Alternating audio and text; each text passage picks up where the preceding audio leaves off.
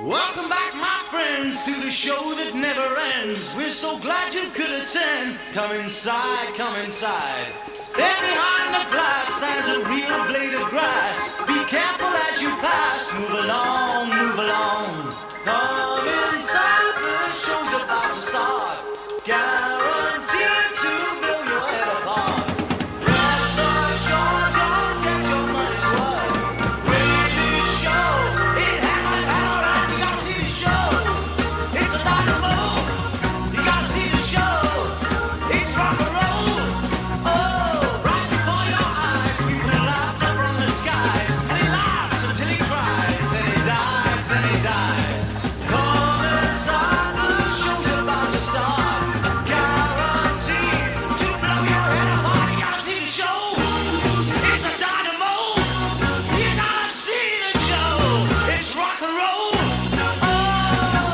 Hello, everybody, wherever you may be, from coast to coast and sea to shine and sea.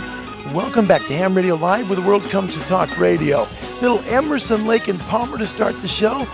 Welcome to the show, and we'll see if the voice can handle the rest of it. Wherever you may be in this great big world, what do you say? Away we go. Well, hello, everybody. Welcome back. Give me a second. So, all right. Welcome to the show today. It's great to see you. It is Monday, the 14th day of November 2022. And now, hilarious moment. It already happens. So we were at the football game on Saturday. And what's really strange about going to an Oregon Duck game is everybody that's there, and there was close to like 60,000 people, when the Ducks are on defense, right, the Oregon Ducks football team on defense, they all yelled, oh, just oh, everyone. Oh, you get it, right? So you're yelling, oh, and my voice by the second quarter was gone. And by the time the third quarter was gone, I was literally kind of going, oh, it was really something, but that's what happened. So yeah, that's why my voice is gone today. It's really good to see you guys. I didn't want to miss another day of shows. Let's see who's first, second, and third. Neat show today for you. We're going to talk about HF, right? And we touched on it a little bit last show, but I didn't cover it the way I wanted to. HF, we're taught to be within a certain wavelength, right? That's how we learn in the test. And don't change it for the test, but in reality, understand how it works, okay? That's important because we learn through what we experiment with. And Chris in the UK, 2 Echo Zero, Union Kilo Hotel, did a really neat video showing that it is possible and how it works. So we'll talk about that today. Plus, technician license questions and answers. And I got a really cool close after we kind of shut the show down. And it's of Radio Moscow again, Moscow Mailbag. Joe Adamov, the longtime host of Moscow Mailbag, got a chance to visit the United States during the time it was the Soviet Union still. Wait till you hear his thoughts about America. It's worth listening to. And also we'll finish the show with episode 15 of Chickenman. Yeah.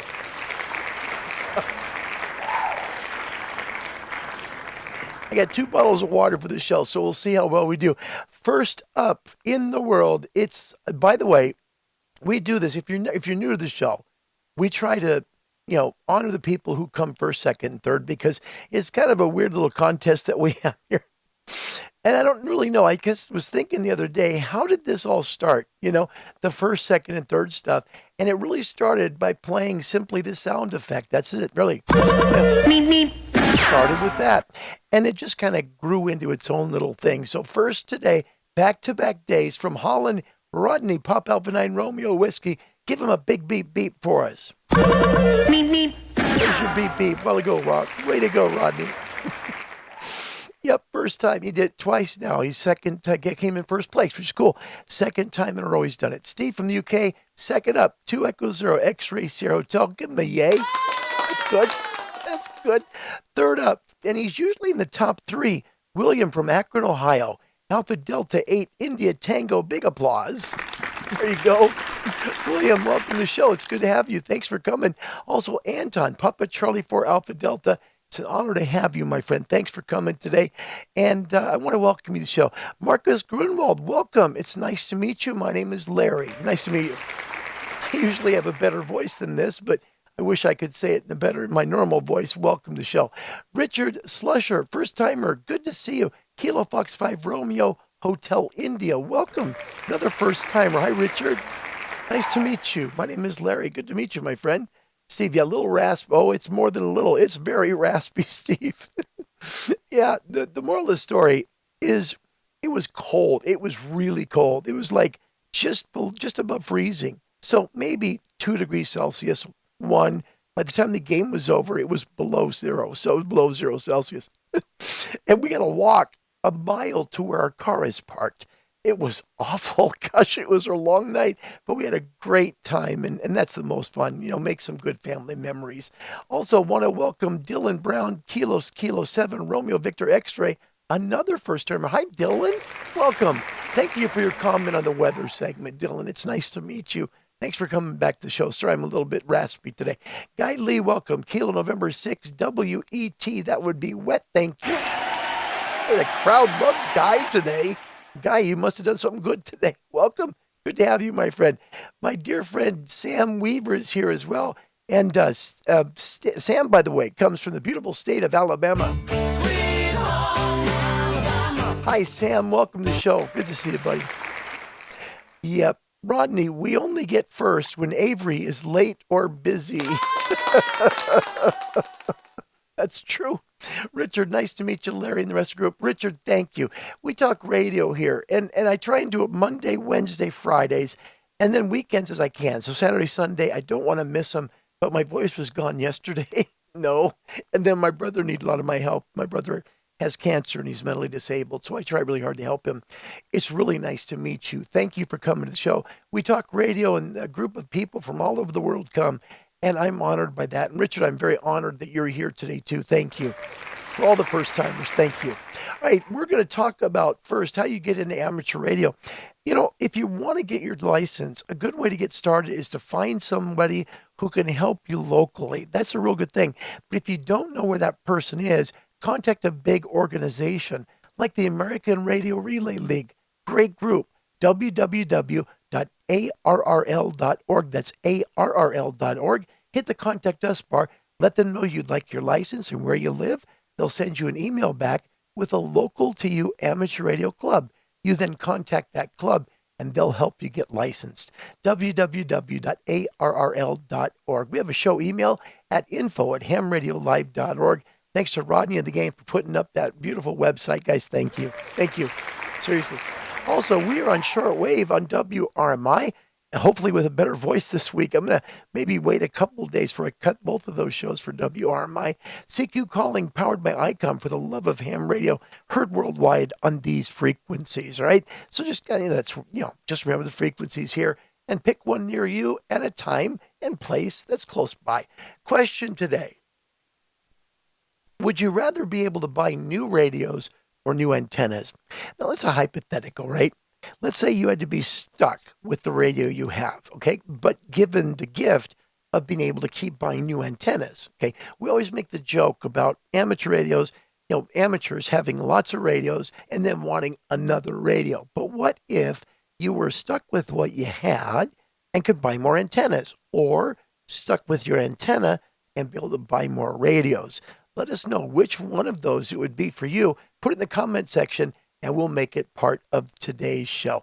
The last show that we did, we touched on something that is on amateur radio tests around the world, and I don't want to mislead people. I want to say this in a way that's more understandable so that nobody makes a mistake on the amateur radio exams. That's why I want to do this segment. We did a little thing at the beginning of show number 565 where we talked about HF, right? And if you look here, it'll show you HF 3 to 30 megahertz. That's ingrained into amateurs' minds, 3 to 30 megahertz. VHF starts at 30 to 300, right? But 30 is where it starts. Not so fast, right? Not so fast. Let me give you a good example.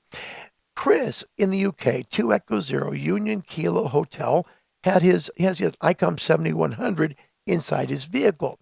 About 35 years ago, he tells the story that he was able to pick up United States Fire and, the fire department and the police department on low VHF, okay?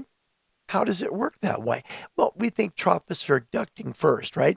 But not when it comes in every single day over and over again. It's not going to be tropospheric ducting. HF actually doesn't doesn't end at 30. The high frequency band, you can make it bounce off the ionosphere, known as refraction, up to 40 megahertz reliably. That's how it works. Here's Chris in the UK. I'm going to play just a clip of what he was able to work and look at the frequencies that he was on. Sorry, Control Squad 101 in service returning. Squad 101 in service returning. Yeah, so long story short, I was out filming yesterday and I heard, incredibly, American police and American fire brigade, fire battalions, I think that's what they call it, on 30. I figured it out that the police are on 31 megahertz and the fire brigade are on 33 megahertz.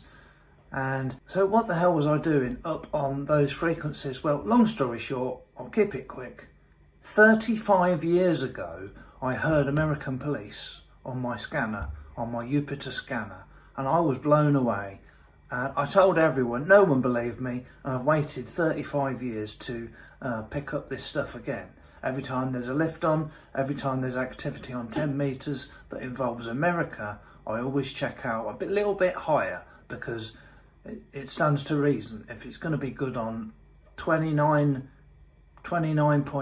megs, there's a good chance it will be good on 31. So watch the rest of the clips and hopefully you'll find it interesting. E421 or E422. Ladder stage right there. 200 ladder field 1. If you guys want to go and investigate, we still have an on-roll alarm. Okay, look at the frequency, 33.880, clearly over the HF limit of 30 megahertz. Let's continue. Copy, Chief. Unbelievable. Measure Chief. Hey, sir. There's somebody doing construction. Okay. Thank you. We good, service.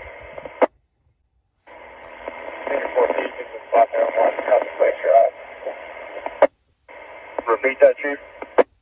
I can just spot on one housing place. Right. So Chris is at 33.8 megahertz. He's also hearing him at 30.5 and 31. That we think should be the limit, obviously way past the limit of HF, because HF stops at 30. On your tests, yes, say 3 to 30. That's accurate. Just make it 3 to 30. But in reality, you can hear through the ionospheric refractions up to 40 megahertz. It's no kidding. And that video proves that. Now, he mentioned 35 years prior when he did this last, but he's waited so long to hear it again. Now, if we go back about 35 years, we're in solar cycle 22 at the very beginning there, between 87 and 88. If you look there between them, average around 120 to 125 SFI. This month, take a look at SFI. It's the bottom one, okay? Actual SFI, 132.8. So the SFIs are similar, right here, right around 87, 88, right in that late part there, about 120, 130, and right now, 132.8.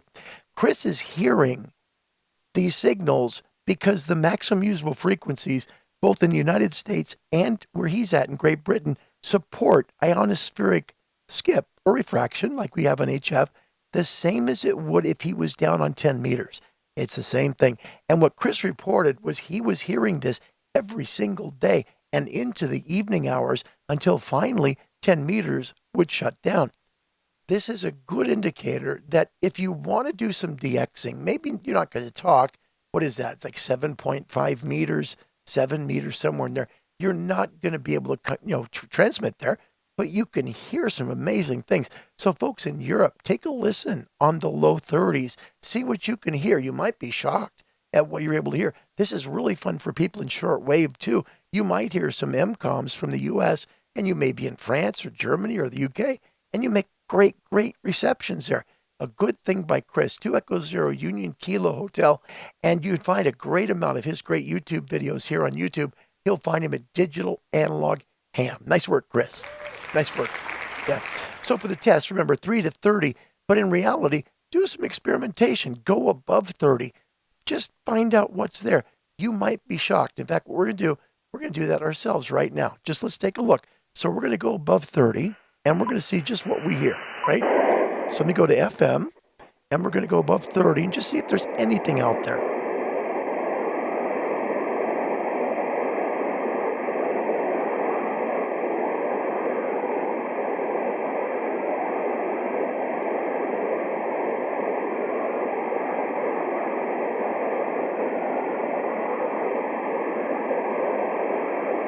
And we may not hear a thing from our location.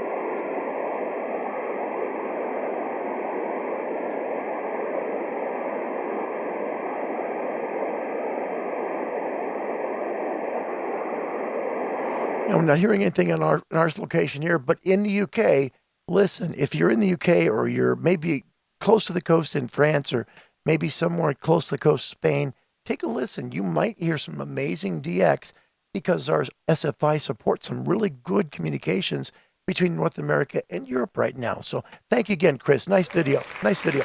Okay. We got more stuff too. Rodney in Holland sent us a really nice set of videos from a Dutch Hamfest that he went to, which was really good. Also, an upcoming amateur, a young lady who's studying to become a ham as well, which is kind of neat. I don't like the word ham. An amateur. Okay, so an amateur as well. And we also got some neat stuff from Tom in Bulgaria, stuff that he heard on his Yaesu 450D that'll be coming up during the show, all right? As long as the voice can hold out, hopefully we'll keep going, all right? Don't forget today's topic question, which is, would you rather be able to buy new radios or new antennas? You're stuck with one, okay? Which would it be? And I know it's hypothetical. Put it in the comment section. We'll make it part of the show. Dylan, thanks again for coming. It's an honor to meet you. Thank you for coming. Welcome as well, Jeff from Portland, Oregon. We know Jeff a little bit differently here on Ham Radio Live. We know him as Jeff Fafa. Yep. Hi, Jeff. Good to have you. Thanks for joining us today from Portland. And Rodney, thank you for the links very much. And big news from Steve. Booked his full license exam for January. Getting studying. Good on you, mate. Good luck. 2 Echo Zero, X-Ray Sierra Hotel. We've watched Steve evolve from getting his foundation license, studying for his intermediate, and getting it, and now he's studying up for the full license. Well done, Steve. Seriously, that's good. That's so cool. Thank you. Aaron Lutz joins us from Canada. Victor Echo 5 Lima Golf. Welcome to the show. Tom joins us. I think are you back in Bahrain, Tom? Are you there? I don't know. Yep, back in A9, so he's back in the Middle East. That's continent number 3 then. Tom, thanks for coming. Alpha 92 Golf Whiskey. Don't forget today's topic question, and Rodney joins in. First one, antennas. Must keep antennas. There you go. Nice work, Rodney. Pop Alpha 9 Romeo Whiskey. Anton in Holland. Papa Charlie 4 Alpha Delta. Antennas. That's easy. Well done. Crowd loves it. William, Alpha Date, India Tango. Look at this. Alpha Delta 8, India Tango. He's in Akron. Also, he wants more antennas. He can keep his radios. He wants the option of getting more antennas. This is interesting. Steve in the UK, antenna. But if I could buy radio and then have fun building my own antennas, I could have both. Nice comment. Thank you, Steve. Yep. Richard, nice to see you here again. Thank you for coming. He said, new radio. I can make antennas. There you go, Richard. Ingenious. I like that. That's good. Tom said, what was that said here a while ago? Antennas, antennas, antennas. Well done. Nice job, Tom. And Aaron Lutz in Canada, today's topic question. I'll take radios. I can make antennas and enjoy doing it as well. There you go. Neat comment. Comment number 4 in the house. Graham is here. Hi, Graham. DK Radio Ham. That's nice to have you. He's all the way in Australia. Victor Kilo, 3 Golf Echo Kilo. It's been a while, but we are battling extreme flooding in our area the last 3 weeks. Prayers with you, Graham. Seriously, buddy. Hope things go well on that. That's tough, man. That's tough. Nice to have you join us all the way from Australia today. Thank you for being there. Rodney says, that is true, Larry. While in college, we had a scientist who gave us an explanation of the actual spectrum merger band. An example, 50 megahertz, which we know is 6 meters, right? Which is contrary to what we have learned as hams. He's right. The ionosphere will actually refract signals much higher than 30 megahertz. 6-meter E-skip, right? There you go, HF. So anytime you're getting something off of E-skip on 6, clearly that's going to be an HF call, not a VHF call. Thank you very much, Rodney. That's a good comment. Thank you. Yeah. But on tests, because we're doing technician questions today, I don't want to mess people up. You get on your license test and you're like going, well, it says here 3 to 30 megahertz. What the heck's going on? Larry said it goes to 40. I don't know. Oh, whatever, Larry. Just make sure it's 3 to 30. It's our little secret. You can go up to 50 and reliably 40, but just remember for tests, it's going to be 3 to 30. Don't mess that up. Jeff, welcome. Eastern Tennessee's here. November 4, Papa Oscar Delta. Want to welcome you back, buddy. Good to have you. Jeff's a dear friend. It's good to have you, buddy. Aaron says, yeah, but building antennas is cheaper and easier than trying to build, say, a 7610. I can build antennas, not 7610s. Well done. And Ronnie, thanks for the like, but it's nice to say. Ron Walensky, my dear friend, welcome. Monroe, Washington State is here. November 8, Whiskey Charlie Romeo, welcome back. Martin in Holland says, topic, many of the rigs work fine. It just depends on what you prefer. The most difficult thing is to find an antenna that you can place without your neighbors or municipality being in complaint with you. Yes. Oh, man. My neighbors will totally freak if I throw a 40-foot tower in my backyard with a rotating antenna. They won't be curious about the antenna. They'll be ticked about the fact there's a tower back there. That's my problem. Absolutely. Martin, thank you for the comment. That's a great comment. And again, sorry for the throat. It's bad. It's from yelling "oh" really loud for about 2.5 hours. Barry Wendon, welcome from Great Britain. Good evening, mate. Nice to have you. Thanks for coming, Barry. Ron says, right now I would rather get a better antenna. I have a radio that works, but antennas are always welcome. That's a nice comment. Andrea, I hope I don't say your last name wrong. Nunziante, I hope so. Kilo Charlie 0, Lima Kilo Victor. I want to thank you for coming. First timer, welcome show. He says, definitely like to have the option of new antennas. And that's where most people are going, new antennas. Interesting, right? Aaron says in Canada, by the way, Andrea, thank you for coming. It's an honor to meet you. My name is Larry. Welcome to the show. Aaron says, question is loaded. If you have a super nice, super duper radio, you don't need a radio, but some of us don't have our ideal radio yet, so we pick radios. If I had a 7610, I'd pick antennas too. It's true. He's right. When we start out, we start out with maybe something small that gets us on the air, and that's fine. Perfectly understandable. He's right. And as we work our way up, we get something a little bit more special, and then we focus on antennas. And he's right about that. Makes sense. But then we have people like Martin, who's here in Holland, and Martin, for years, I'm talking 20 years plus, worked in a Linko DX77 as his favorite HF radio. So, but I do understand, once you get the super duper cool radio, it's a lot easier. You can just go with antennas. Yeah, Aaron, thanks again.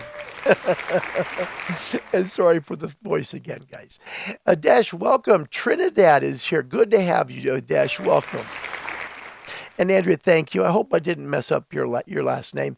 Thanks for coming. I'm doing that sincerely. Thank you for coming today. All right, we're going to see if we can help some people to get into amateur radio on the amateur radio test. This is the technician license today. And this is, of course, in the United States, is the mid-level license here. Sorry, the beginning level license where we start out in amateur radio. Gives you pretty much VHF, UHF privileges, a little bit of high frequency on 28.3 to 28.5 voice privileges. So it gets you started. It's powered by Hamfest Online, the software that knows you, 100% money back guarantee. If you're not satisfied, find him at www.hamtestonline.com. First question, and we will have what we call an all-in, where everyone plays along and we see who gets it right first in just a moment. All right, first question. And by the way, Rodney, on top of that, thank you for the quick link. Thanks, Rodney. Very, very nice. Thanks, my friend. All right, first question of the group here. We'll do 10. How soon after passing the examination for your first, that's a key word, first amateur radio license, may you transmit on the amateur radio bands? The answer here is A. As soon as your operator/station license grant appears in the FCC license database. Now, if this is an upgrade, say you start as a technician and you pass your general license, you can use general privileges right away. You can go on the general frequencies, just put a slant AG, which means amateur general. You've got the general license, okay? If you're an amateur extra, slant AE. It just helps people know that you've passed your license, but it hasn't hit the FCC database yet. So remember, your first license, though, and even if you get all the way up to amateur extra with your first license, you've got to wait till it's in the database and you'll be fine and good to go, all right? Next question. Which of the following is a source of loss in coaxial feed line, right? In this case, it's all three of these things. Water intrusion into coaxial connectors can cause the dielectric or the insulator inside it to fail. That's a problem. High SWR, that is a source of loss in coaxial feed line because it causes heat. The coax heats up and it can cause a problem. C, multiple connectors in the line. If you've got multiple jumpers out there, right, you could have a problem with a source of loss. And that's why D, all the choices are correct, is the right answer. Okay. Next, what is a common repeater's frequency offset if you're in the 70 centimeter band? All right, just a second. Okay, common repeater offset for in the 77 band. This is plus or minus 5 megahertz. Okay, on 70 sems, all right, you're going to be plus or minus 5 megahertz on your repeater offset. All right. Next, which of the following battery chemistries is rechargeable? In this case, when you see like lead acid, that's like the battery in your car, and you know that's rechargeable, right? Clearly. Nickel metal hydride, right? If you've been in the store, you've seen some of those maybe, right? Those are rechargeable. Lithium ion, you know those are rechargeable. So therefore, all of the choices are correct, every one of them, okay? Next, how is squelch adjusted so that a weak FM signal can be heard, okay? And we're going to make this an all-in. Everybody plays along, okay? How is squelch adjusted so that a weak FM signal can be heard? Is it A, enable squelch enhancement, B, turn up the audio level until it overcomes the squelch threshold, C, set the squelch threshold so that receiver output audio is on all the time, or D, turn on the anti-squelch function, if that really existed. No. Yeah. A, B, C, or D. First one in gets a little bit of applause like this, and a little pat on the back as well. All right. First one coming in on this one from Holland. That's it. There we go. It's Anton, Papa Charlie for Alpha Delta. Turn the anti-squelch button. Nope, that one's not it. Ron Walensky in Monroe, Washington, November 8, Whiskey Charlie Romeo, set the squelch threshold so that receiver output audio is on all the time. And that is 100% correct for you. Well done, Ron. That's right. Yep. Keep in mind, there is a hint here. Weak FM signal can be heard, right? That's the hint. We're not talking about somebody strong. This person's weak. So to do that, just readjust your squelch so that your audio is on all the time. If you do that, you're going to be able to hear them, okay? Martin had D on that. Steve had C. Anton had C. And Rodney, the price is right, C. There you go. Yeah. Aaron, don't forget to D. Okay, thanks, Aaron. All right, next. This talks about carrier squelch. I'd read it, but you understand, the voice is pretty bad today. So take a look at the screen. You can read it if you're new to amateur radio and would like to know about squelch on your radio, right? Next question. In which of the following circumstances may the control operator of an amateur station receive compensation for operating their station, right? This is an interesting question. Let's go with this here real quick, all right? If we're talking about being compensated, all right, B, it's B. The answer is here only B. When the communication is incidental to classroom instruction at an educational institution. Okay, so in layman's terms, If you're doing an amateur radio class and people are paying to take the class, you can be reimbursed for telling them about amateur radio and how it all works. That's just it. So when the communication is incidental to classroom instruction at an educational institution is the correct answer, right? Next, what happens when antennas at opposite ends of a VHF or UHF line of sight radio link are not using the same polarization?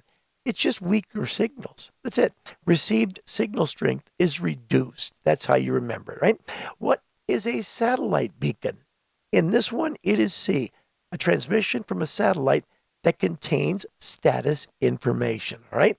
Next up, what is the unit of capacitance, right? Now we have the ohm, the volt, the farad, or the Henry. When we talk capacitance, we're talking about the farad. It's measured in farads. That's what it is, or microfarads. But the point is, the measurement unit is a farad, okay? Next, what is the component 6 in figure T-2? And we're going to go over every one of these components for someone new to amateur radio who'd like to get their license. So we'll go over all of them. But in this case, we're looking for number 6. Okay. Is it A, a capacitor, B, a regulator IC, C, a resistor, or D, a transistor? Remember, transistors are circles with a T. None of those exist on this schematic, not even a single one. I'm going to move it out so it's a little, you see the whole thing. There you go. So in this case, it's going to be a capacitor. And the easy way to remember capacitors is they get a little lazy C sometimes. You see that little lazy C. You got line, a little lazy C.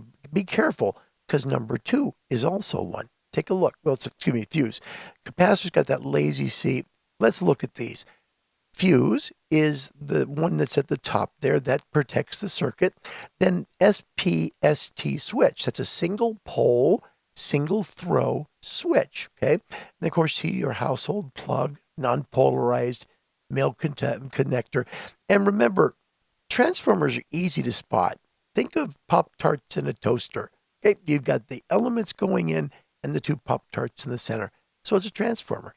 Diode is something where you have a triangle to a line. That's a diode. Capacitor, straight line, lazy C, capacitor. Resistor just has up and down little zigzag kind of patterns, and it will typically go up and down, up and down, up and then down a little bit. That's resistor. But be careful, because there's a variable resistor as well, also known as a potentiometer. That's up there as well at the very top. You see where the tap is and where the line goes into the middle of that resistor. That would be something like a volume knob.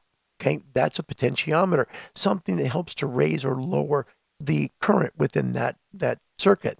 Next, light emitting diode. Again, the diode is a triangle with a line, but if you see the little jiggly, arrows coming out, that's an LED. The forks in the ground, that's chassis ground. Just remember, the forks are the ground. And then finally, a Zener diode, another diode that is a triangle going into a lazy Z. That's it. Zener diode. Easy to remember those, right? Last question on the test. What is a talk group? Excuse me. Let me go back here. This is a little bit big, so let me make it a little smaller here. Sorry about that. What is a talk group on a DMR repeater, right? This is simply a way, and it says WAV, it's just a misspelling. It's a way for groups of users to share a channel at different times without hearing each other's on the channel, on the channel. So it's kind of a private group of people that talk together. Think of a video chat room. Okay, that's a talk group on a DMR repeater. That's how it works. Thanks to Hamfest Online. They helped us power our Technician Hambite segment today. They have a 100% money-back guarantee if you don't like the syllabus or don't pass the test. Yep, find them at www.hamtestonline.com. Okay, they'll help you out.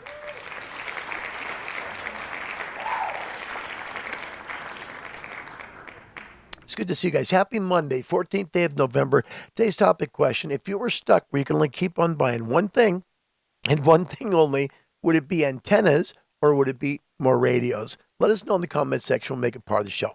Looking back at everything, Martin says from Holland, many of the rigs work fine. It just depends on what you prefer. The most difficult thing is to find an antenna you can place without your neighbors or municipality complaint. It's an interesting comment. It works in my family and my neighborhood as well. Same thing. Put up another antenna, the neighbors are grumbling. Ron in Washington State, right now I'd rather get a better antenna. I have a radio that works, but antennas are always welcome. Thank you, Ron. Nice comment. Yep. And Andrea says right here, he says, definitely new antennas. Nice comment. Thank you. Yes. A lot of people are with the antennas, and that, makes sense. But again, just like Aaron made mention, when you're starting out, right, you haven't got the really cool, super cool radio yet that you love and you're like you've always wanted, and now it's on your desk, right? You're still waiting for that moment. So that radio is really important to you. And if you understand antenna theory, you can make your own. And that's a nice way to look at it, Aaron. Thank you again. Remember, these are just hypothetical questions. That's all they are. I want to welcome Gary Strong from the City of Lights, Las Vegas, Nevada. Welcome, Gary. Whiskey 9 Papa Yankee has joined the show. Thanks for coming, my friend. And Rodney, thank you for the Discord link. It's nice to have you. Thank you. And Andrea, thank you for joining us from work today. It's again nice to meet you. Thank you for being here. Appreciate it. And Jeff, astronaut as well. Yep. Going back to the questions we just went through. And yes, and Ron, that says resistor. Up and down, back and forth, resistor. Good way to remember it. Sean, welcome. The UK is here. Good evening to you. 2 Echo 0, X-Ray Bravo Tango. Good evening, my friend. Thanks for coming, Sean. Sorry, the voice is kind of gone today. Welcome, continent number 4 again. That is our dear friend Indy in Australia. Victor Kilo 2, X-Ray Bravo. Hi, Indy. Nice to see you, mate. Sorry, my voice is this way. Too much screaming at a football game on Saturday. That's the way it goes. Martin, DMR time slot 1 and 2 talk group is like CTSS. There you go. Thank you, my friend. Jeff, well, I already have a DX10, so now I'm looking at antennas, specifically directional ones. Good call. Yeah. I took down my hex beam only because, A, it's supposed to be portable, right? But I had it really well guided in the backyard. But I didn't want any freak windstorm because we can get windstorms here, 40, 50, 60 mile per hour gusts. And that, I didn't want that all of a sudden to send the hex beam flying into my neighbor's yard. But the other thing was because of snow and ice. I didn't want the weight of any of that to destroy it. So I'll have it down till probably late January, mid to late January, and I'll put it back up and we'll start over again. In the meantime, we'll work with Callum's DX Commander antenna, which has worked me quite a way. So I'm very, very grateful for that antenna too. We're on a solo antenna now. And it's great to have you, Indy. Thank you for the kind words. It's nice to have you, my friend. As always, good on you, mate. All right. I want to show you a little thing. This is kind of fun. Tom in the Middle East. Now, this was sent from Bulgaria, not from Bahrain, but Tom sent us a few videos. I wanted to share them on the channel, and then I'm going to share some stuff that Rodney sent me from this beautiful Dutch Hamfest that they had. And not only is there a cool element where we get to meet a soon-to-be licensed amateur who really wants to get her license, but also some pretty cool old gear, too. First, let's go to Bulgaria in Europe with Tom. His call sign. It would be, this is how it would work. He's got Alpha Echo 1 Tango Papa there because of the SEPT agreement. Let's see what he's got to show us. The big theatre of yesterday to patrons. The Duma is only there to pretend that the people have some kind of power. But Putin is the new Russian Tsar. He is a TV person with Soviet style. Okay, now listen, this is right, this 20 meters, right? 14.160. But this is like something very political. Listen very carefully to this. The Duma is only there to pretend that the people have some kind of power. But Putin is the new Russian Tsar. He is a TV person. Sounds very commercial, doesn't it? Let me replay it real quick. I want you to hear it. The audio sounds extremely commercially done. Very commercial. Listen again. This is actually on the 20-meter amateur band going into Russia. Listen. The Duma is only there to pretend that the people have some kind of power. But Putin is the new Russian Tsar. He is a TV person with Soviet style. Very tough, lacks values and does not believe in Western laws, human rights, and that you need to some form of power sharing. Many of Putin's associates are people who had benefits during the Soviet era. Okay, now there's going to be someone breaking in. You're going to hear it, and it's coming from somewhere nearby. Tom's radio picks it up. Tom's in the right place at the right time. Wait till you hear what happens in just a second. Listen carefully. Benefits during the Soviet era.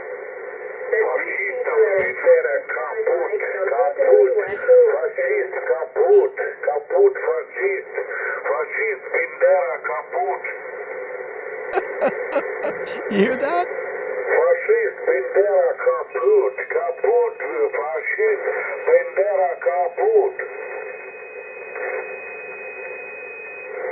And yet, of course, the tuner. That's an amazing catch. It's like the right place at the right time. Tom got that clip. Definitely sounded like it was commercial. Of course, it was USB. I understand it's upper sideband, but it was really good audio, like shortwave audio going on the 20-meter band that the Russians could hear because, Tom's in Bulgaria hearing that. Let's hear clip number 2. Let's see if you can help us figure out what this is.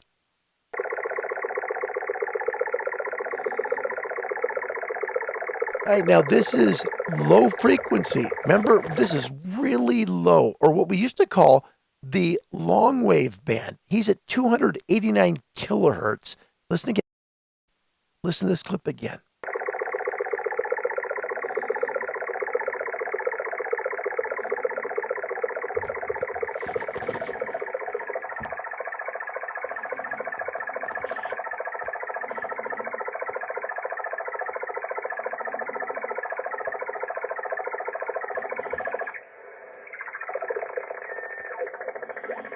Gives you an idea how much bandwidth it's taken up.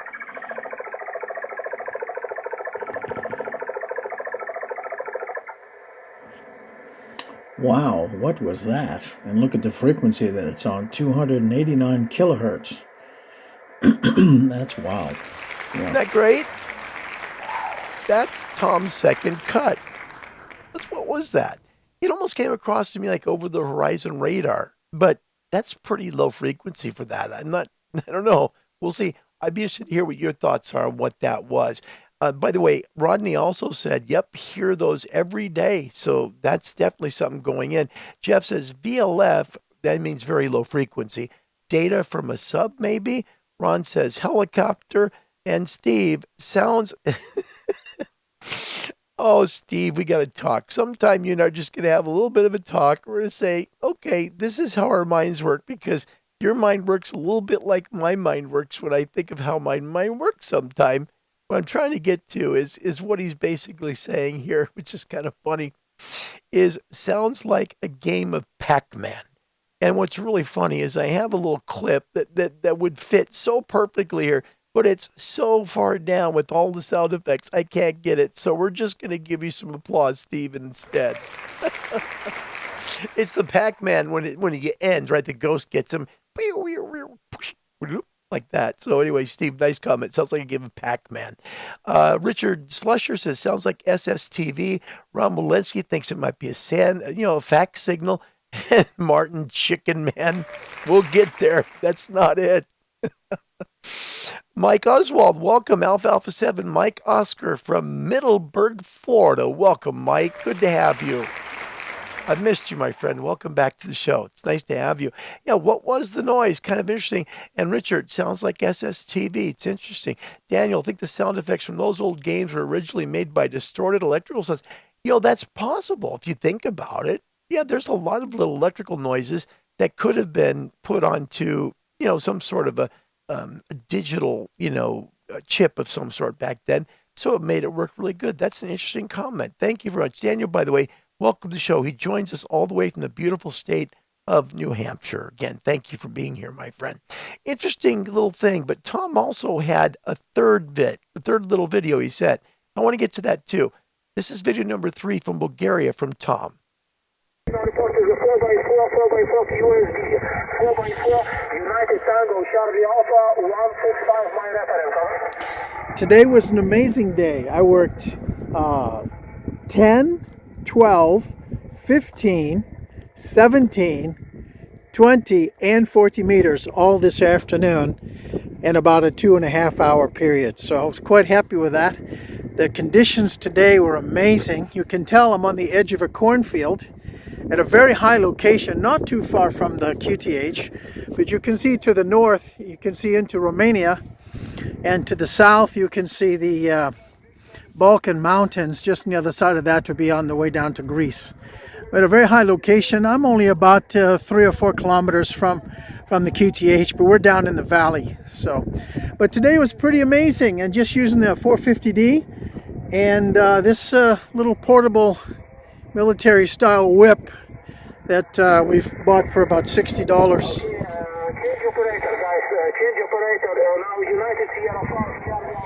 It's pretty amazing. Anyway, today was a good day on the bands, that's for sure. The atmosphere, the ionospheric conditions are pretty amazing. Anyway, take care, Larry. All the best.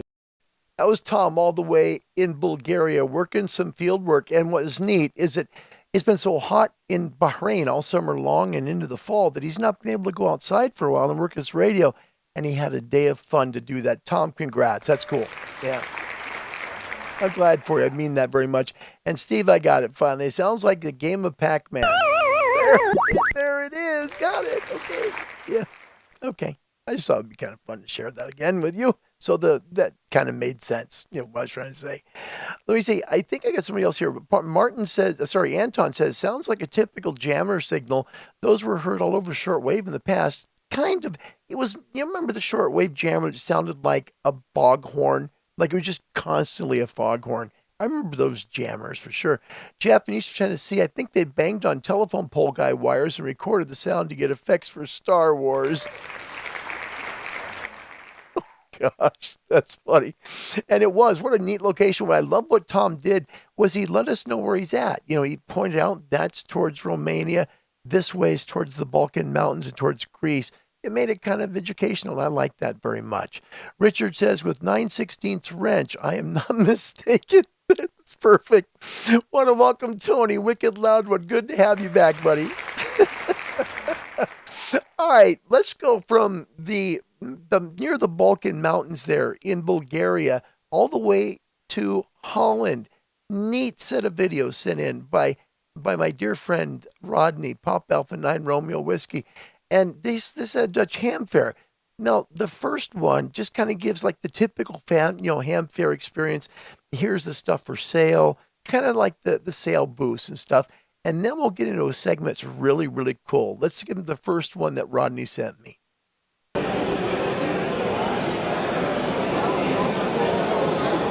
So here's Rodney. This is a Dutch ham fair that has held a couple weekends ago.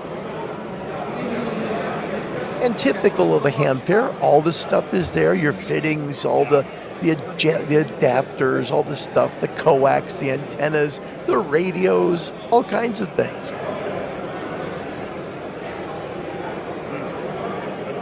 So that's video number 1, right? I want to share with you this next one. And this next one, I know it's okay, which is cool.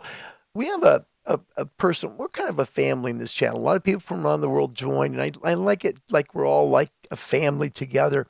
Martin in Holland. Rodney got to meet Martin while he was at the ham fair, and Martin had his 9-year-old daughter there. This is a really sweet video. Rodney had a chance to ask her a few questions, and in her heart, Dad's made quite an impression on her. Let's take a listen. Mr. Anton, go ahead. Thank you very much.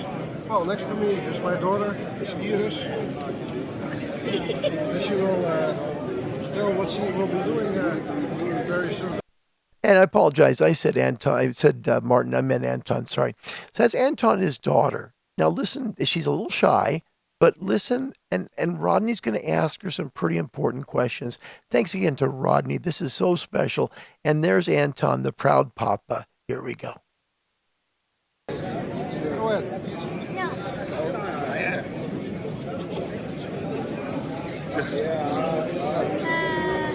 Stel me eerst wie je bent. I'm Ivy. She's a bit camera shy. Yeah. Your world become radio amateur? Yeah. Radio amateur. Following lessons? 6. You already had 6 lessons. Yes. And how are they going? Good. And what is it that made you want to be a ham radio operator? Well, when I was 6 or so, I was like with Daddy, oh, what is this? What is that? Oh, that has spinach. What is this? Can you push it? And stuff. So you were playing with your dad's radio without him knowing? Kinda. No. What do you say about that, Anton? Well, what should I say? At least she didn't transmit. Yep. So that's cool. I didn't break anything. Yep. And do you feel ready for it? Yes? Nice. Learn to know people, talk with people, and have fun, right? Yeah. Yeah. Very fun. And tell everyone your age? 10. 10 years old. Amazing. I just got 10. Just turned 10? Yeah. And he's turned 100. Something like Just that. kidding. Anyway, Anyway, great? Isn't that cool? That's Anton's daughter, and what I love about it is she's so precious. She's such a sweetheart. Anton, tell her thank you for saying what she said on camera, and please give her my best. Tell her Larry in the United States said, "Good job, young lady. Good job. You're going to get that amateur radio license. You are. That'll help you through it. You'll learn through your lessons, and you'll learn what an incredible opportunity this is for you to take part in. Good luck to you. It's pretty cool." Rodney also shot some video of some pretty old stuff. And this is very old. Take a look at this. this is something I think you will like.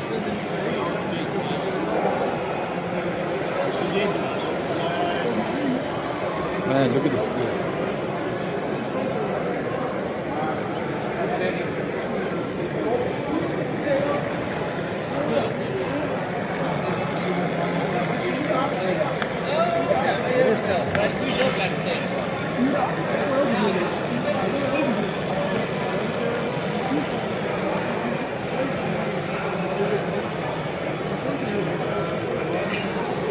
Ah, this is tough.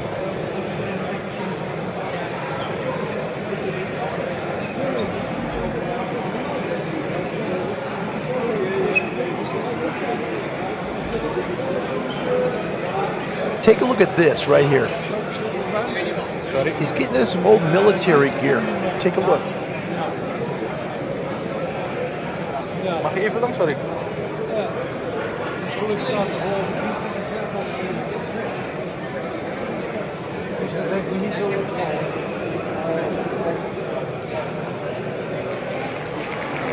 I want to give Rodney a lot of thanks. Papa Alpha 9 Romeo Whiskey, thank you.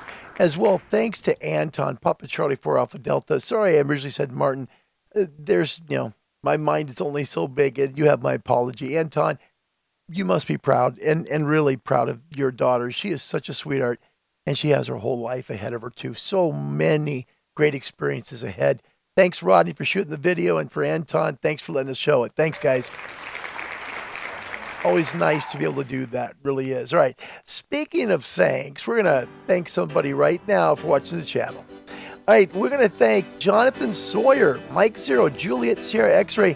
He's got World Radio Friendship, Master of Europe, Grid Squares, and also Continents of the World. Here we go, Jonathan. I remember when rock was young. Me and Susie had so much fun. Holding hands and skimming stones.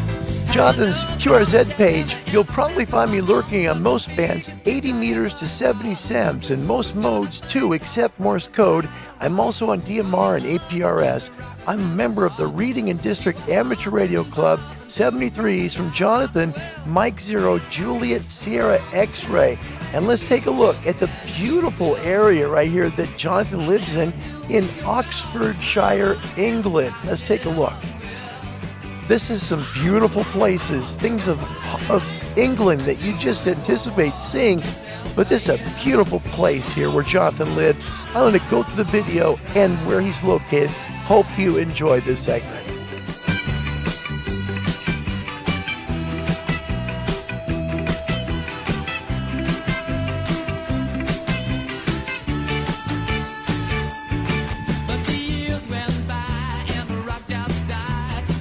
As you want to see him where he's at geographically as well, there's Jonathan and Mike Zero, Juliet Sierra X-Ray working the rig. Huh? Not bad. And let's see geographically where Jonathan lives. Here he is in England. He's in Oxfordshire, just a little bit away from London. You can see where he's at there, just to the northwest part of London. Zooming out a little bit in the United Kingdom, there's Oxfordshire. Going a little farther, that's where he's at. And as we look in Europe, that is where Jonathan lives. Jonathan, Mike Zero, Juliet Sierra X-Ray, thank you sincerely for watching Ham Radio Live. It means a lot to me, mate. Thank you. Man, that's great. Try and play a little Elton John because, he's from England and, it fits. I hope you knew why I did that. Be fine. Let's see. Indy, Victor Kilo 2 X-Ray Bravo. I'm glad my kids never wanted to be amateurs.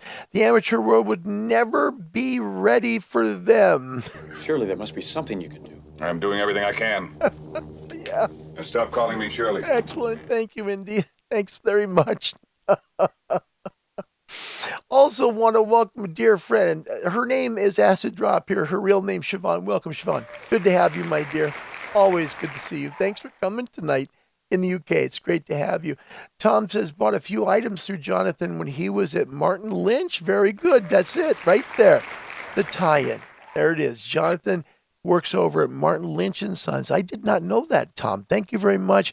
And Tom, he told me about when he took his visit, said that he was so cool. He took him throughout the building, gave him a great tour and everything. Jonathan, thank you for that. Seriously, that's cool. I did not know that tie-in was there. Tom, thank you. Wow, that's neat. That's pretty cool. And Rodney singing along with Elton John there. There you go. Elton's voice still works. That's good. Aaron says, 2 of my kids are into radio, but they probably won't get into it for a while. But my daughter loves operating on field day. That's good. Get them started that way. Anton says, Iris watches a lot of videos just in English. She might take over the accent from here. Anton, you just do me a favor. Please make sure and tell Iris congratulations. And she is going to be something pretty darn special, not only in amateur radio, with her life as well. Tell her thanks from me, okay? That was cool. I love to show that. That was a lot of fun. All right, we've got some angry people here. If you're new to the channel, we just kind of have fun. You've all heard the disorder and the frustration on 80 meters, right? Usually it's on 80. There's guys cussing each other out. I'm not using the radio the right way. Just they should turn it off and walk away. We call them the angry hams. And we make fun of them in a way that hopefully you enjoy. So let's go take a look upstairs at the angry hams at Ham Radio Live and see what they think so far of the show. They say music hath charm to soothe the savage beast. Such is not the case here, however. Get him! Angry hams, there you go. All right. We got 2 trivia questions here, and we'll get to your comments just a moment. And this is kind of cool. And Anton, thank you. Bless Iris. What a sweetheart. That made the show. She made the show today. And Siobhan, thank you so much. Nice comment. Hi, Larry. Nice to be there and always good to see you. It is my honor to see you, too. Thank you, Siobhan. You mean the world to me. You're a smart person. You got just such a brilliant life ahead of you. All right, question 1 of 2. By the way, the world is leading North America now. Score is 25-15. What is the grace period during which the FCC will renew an expired license? It's here in the States, the law here in the States. Is it A, 2 years, B, 5 years, C, 10 years, or D, there is no grace period? A, B, C, or D? First one in, get some points and a little applause. Good luck to you. All right. Aaron Lutz, first up, says A, 2 years. And that is 100% correct. Nice work, Aaron. You did it. Yep, it's 2 years. 2 years is the amount of grace period you have where they can renew an expired license. Don't let your license expire. It's just the best way to go. Know when your expiration date is and just don't go past it. Tom, Alpha Echo 1 Tango Papa US, Alpha 92 Golf Whiskey Bahrain, also with A. Steve in UK got B. Siobhan got A, Anton with C, Jeff with A, and Barry had D. Congratulations. Question number 2. By the way, it's now 25-20. The TX62 tube transmitter was manufactured by what company? right? Was it A, Helicrafters, B, Hammerland, C, Amico, or D, Heathkit? First one gets 5 points and some applause. Good luck. Second question of 2, okay? TX62 tube, who was it made by? Okay? A, Helicrafters, B, Hammerland, C, Amico, or D, Heathkit? We'll show a little picture of it. Here it is. It doesn't show you the name. That's why I'm showing it. This way you don't know exactly. These were 6 and 2 meter radios. That's what they were. They were not HF. They were 6 and 2 meters. So that's kind of what they are. So the question again, TX62 tube. First in was Jeff from Eastern Tennessee with D, Heathkit. Oh, you're close. Geographically close. Aaron with A, Helicrafters. Not it. Anton in Holland, B, Hammerland. Not it. You guys, there's one left. D, Heathkit from Steve, not it. Siobhan in the UK, Hammerland, not it. Tom, Alpha Echo 1, Tango Papa, Alpha 92 Golf Whiskey in Bahrain. C, he guesses C, Amico. He got it right. Well done, Tom. Yep, it's C. The first one to get it. And yeah, it does. It looks really dangerous. Look at the top of the transformer there. My gosh, it's like all rusty and everything. Yeah, Amico. And they're the people who made that TX62 tube. Tom, I'm going to guess you're going to go to the place that's behind. That would be North America. And that means we have a 25-25 tie. Well done. This show's just a ball to do. It really is. Guys, I know my voice won't handle too much more, but I wanted to say thank you for coming today. It's an honor to see you. I love doing the show. I wanted to do it yesterday, and just some stuff came up where my brother needed my help. It's a great day to use your amateur radio. It really is. If you're in shortwave, take a listen above 30 megahertz today. See if you can hear something you've never heard before. And people in amateur radio, man, 10 meters is so good right now. You can make some amazing DX calls, even below 100 watts. Just see how far you can work today and enjoy your radio, okay? Final comments here before we close the show. Indy from Australia, Jenna got a huge mention in a faceplant group I'm subscribed to, ham radio. Faceplant sounds pretty bad, actually. He's dead, Jeff. Yeah, okay, good job, thanks. Jeff says, world gets all the points. They no, actually, North America got both, which is pretty cool. And Tom says the other 3 choices made radios, so I just chose C. Nice work, sir. And Jeff, with the question of the show, this is something very important. What is the airspeed of an unladen swallow? Allow me to introduce myself. My name is Wile E. Coyote. Genius. Thank you.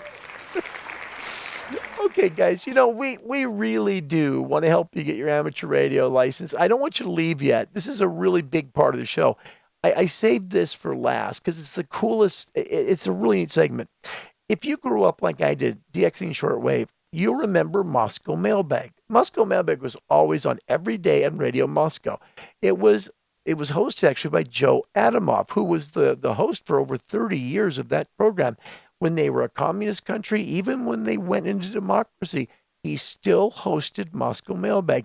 He passed away just a few years ago.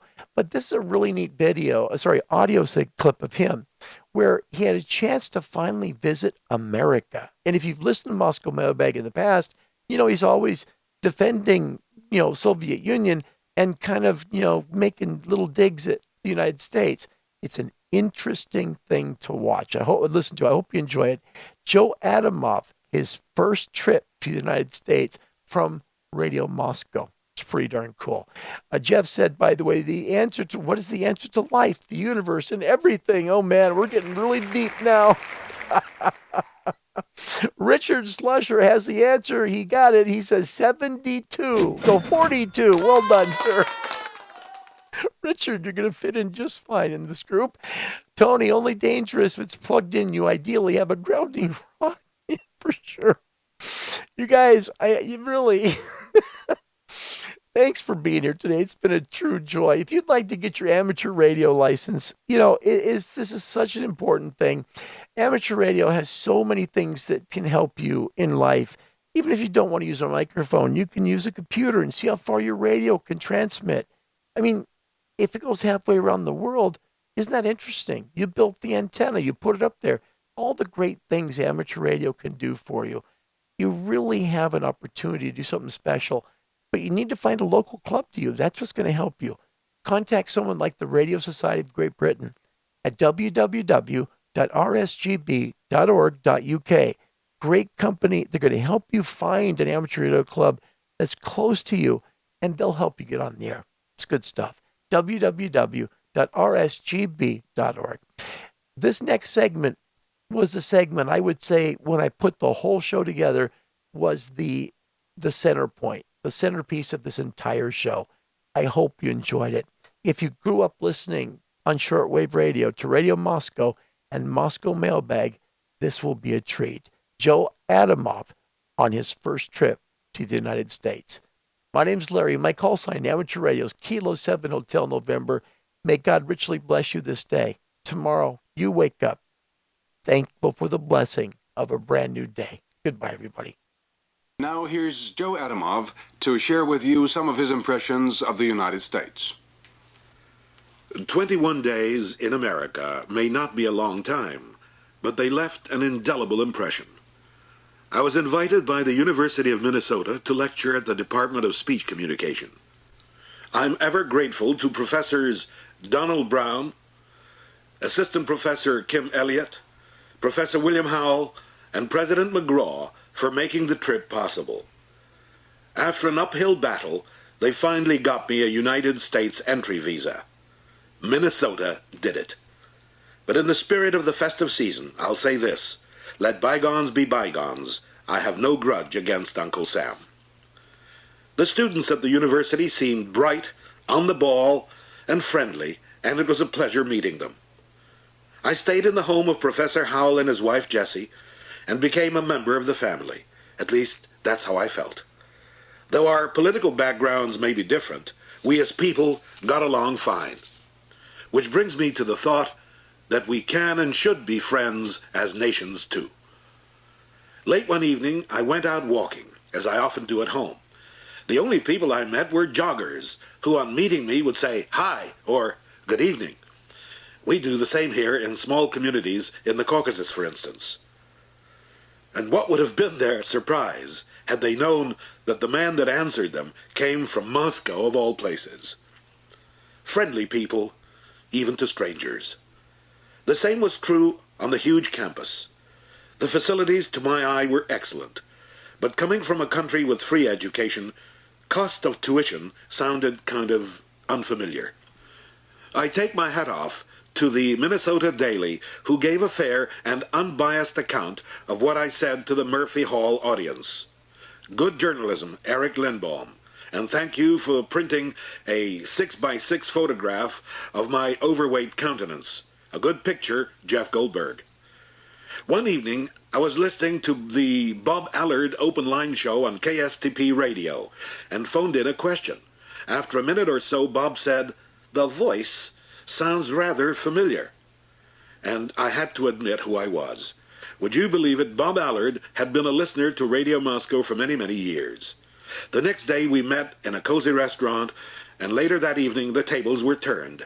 I did the answering for 3 hours on the open line show.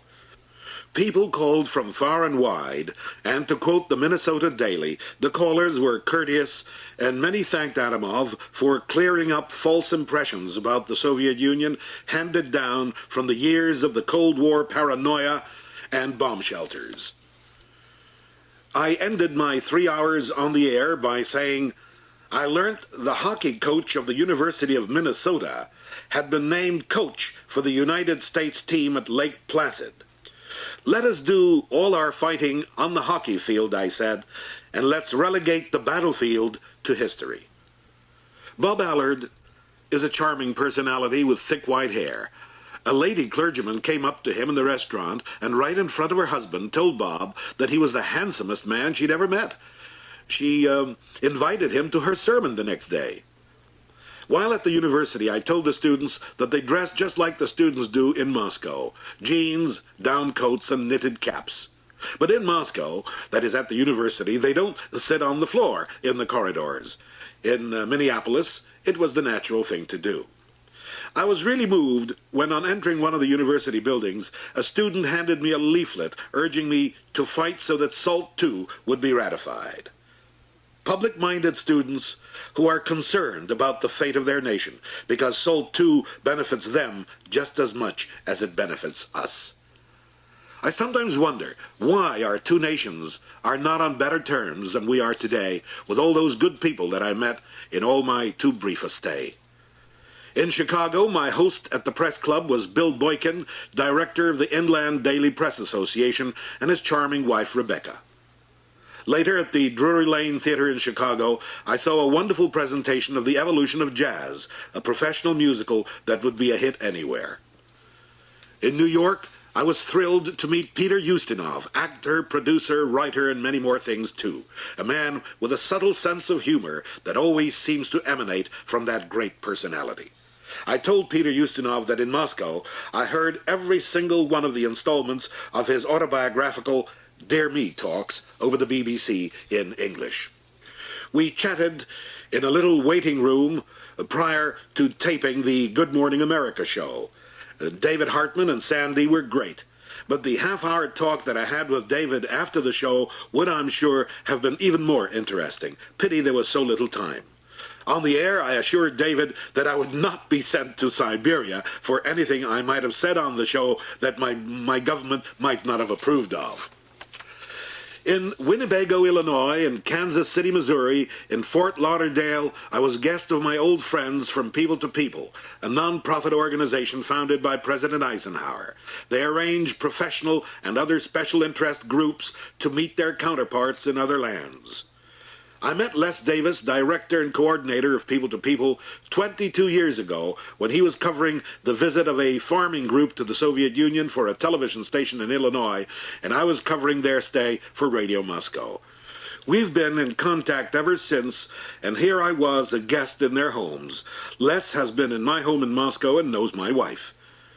Who would have thought that I'd also visit Tom Davis at WSDR Radio at Sterling, Illinois, the station that has been playing Radio Moscow tapes despite the fury of federal officialdom. All honor to you, Tom, and WSDR. Give my very best wishes to the staff that I met on that all-too-brief a visit. In Kansas City, Missouri, Jim Doty, president of People to People, laid out the red carpet for me with a welcome sign in his office. Thank you, Jim Doty, and thank you, Eunice, his wife, who my wife says is the embodiment of love and goodwill.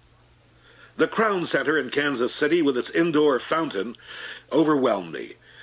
Blue skies and bright sunshine accompanied me during my stay in Kansas, a contrast to the snows of Minneapolis.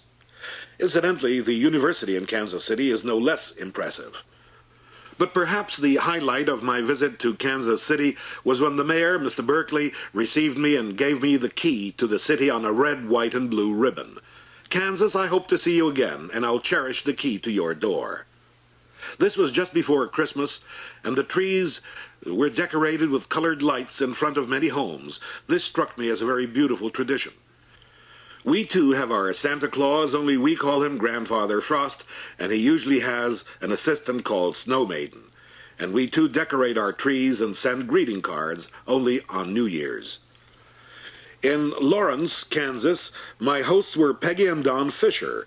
Peggy works with Mopen Tour, an agency, a tourist agency that caters to tourists that come to our country, too, and Don is active in People to People. Peggy must have been so excited over that big red Bolshevik coming to stay with them that her foot ended up in a plaster cast. On it I wrote, "May this be the worst thing that ever happens to you."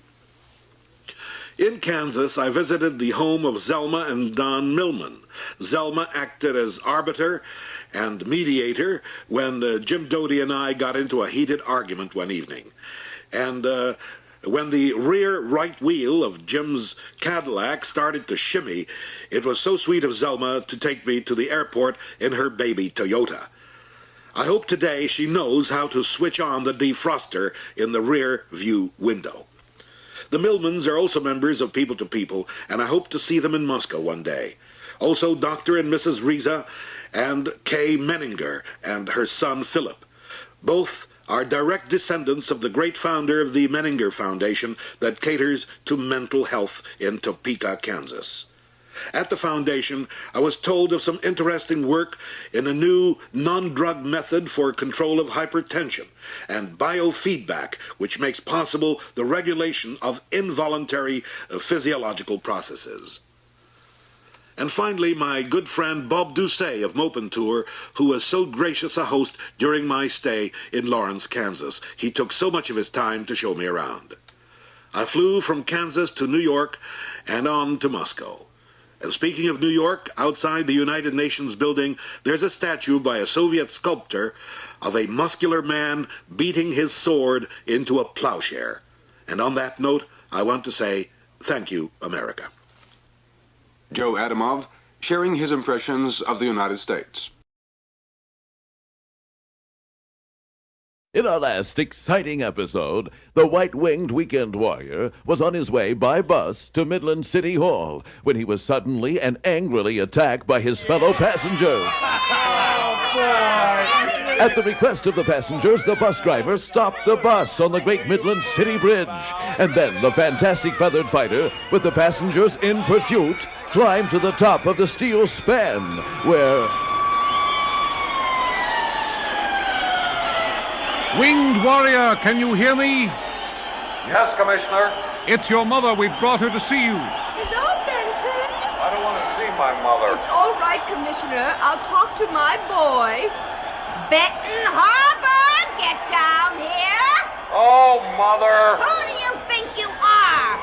I am the fantastic feathered fighter, the white-winged... Oh, stow it. warrior, Midland City's crushing answer. What are you doing up there? I'm waiting for the crowd below to disperse, Mother. Why are all those people shouting for you to jump? Because that's what they want me to do. What for? What did you do? They want to see me fly, Mother. Well, that's ridiculous. Well, certainly it is. That's why why don't you fly for the people? Mother. Mother nothing. Fly. Mother, my flying is a sacred and great gift. I cannot simply use it... Shut up and fly. Benton Harbor, you fly right now, or I'll come up there and give you a smack you'll never forget. But I simply... Flap your wings. I'm flapping. Now jump. I said jump, Benton. I'm jumping. And make like a chicken. Bark.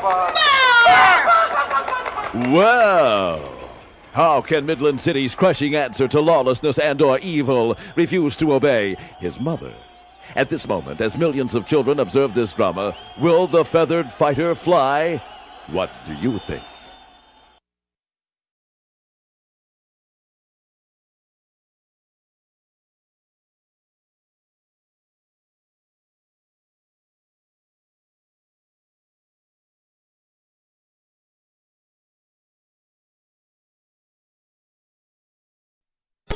That's all, folks.